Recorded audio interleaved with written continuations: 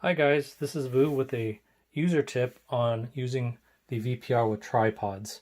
Now typically most tripods have a 1/4 inch screw like this that just sticks out a few millimeters. If it's no more than 6 or 7 millimeters, it should go in and tighten just fine into your VPR. However, if it's a little bit longer than that, you're going to want to make sure that you do not over tighten the screw into the body. The reason for this is we made this area of plastic thin over the tripod screw. That's to allow the aperture here to be as compatible with as many smartphones as possible. So it's a conscious decision to keep this window large. We had to make this area thin. We didn't think this would be a big problem, but however, we had a user who over tightened their screw, went past the nut, and basically bulged up the floor of their VPR and bent the chassis here. We don't want that to happen to you, so be aware of that and try to use minimal tension. If it starts to, if you hit a stop, don't try to tighten your way past it. Instead, if it's off by just, say if it's off by no more than 5 millimeters or 1/4 inch, what you're going to want to use, get a handful of these fender washers from the hardware store. Just go ahead and put them, stack them on top of the tripod nut or tripod screw, and then just tighten them in like that. And hopefully your screw will tighten before the end of it hits the roof there. Again, the goal here is if the VPR will work just fine as long as the screw sticks in about as far in as it is wide.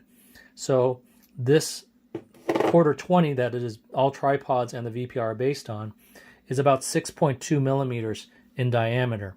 So as long as the screw sticks in about up to 7.5 millimeters, it will tighten into here without distorting the body. If anything past 7.5 millimeters, you will bend this thin area of plastic here.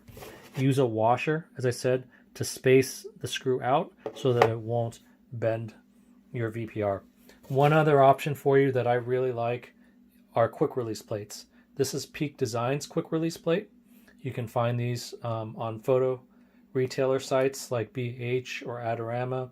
Also find them on Amazon. This is a roughly, I'd say this is a 30 millimeter plate.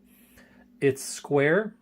It has little eyelets to attach straps or wristbands to it. The squareness is nice because you can't really attach it backwards.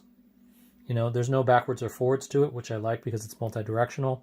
The screw sticks out just, the standard 6 millimeters or so, which means it won't damage the VPR even when it's tightened.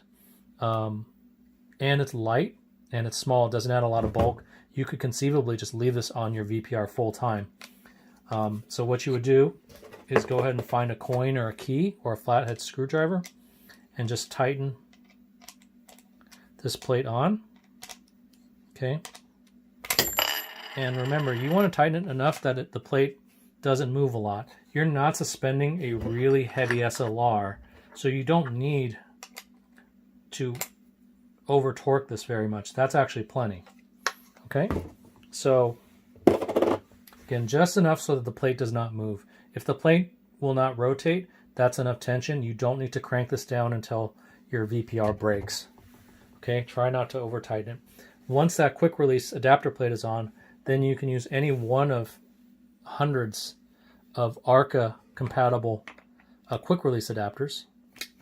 This is one made by Surui, but there's many else out there. I'll link in the description a couple of combo sets you can do. But that allows it to mount and dismount from a tripod very quickly. You can then screw these adapter plates onto the top of the tripod. This one actually is a fancier one that screws on top of a monopod. But you can buy just this plate alone, and that'll allow you to mount your VPR onto your stand or tripod very quickly and use it mounted, and then unmount it quickly to use it intraorally as it was originally intended. Well, I hope you enjoyed those tips. Once again, use a washer if it's a little bit off. Better yet, use a quick release plate. One more thing. If it's way the heck off, you can use a thumb wheel. So hit me up with a private message if you want this. This is a thumb wheel. It is designed to flush fit a 1/4 nut in it, which costs all of about 10 cents. I print this out, I push this in, and then I have basically a threaded washer. So if you have a bolt that is way the heck off in length, you can use this and then thread it onto the base of the body to secure it in that way. Anyway, options. So those are 3 really good options for you. Enjoy your shooting, and please shoot safely. Take care.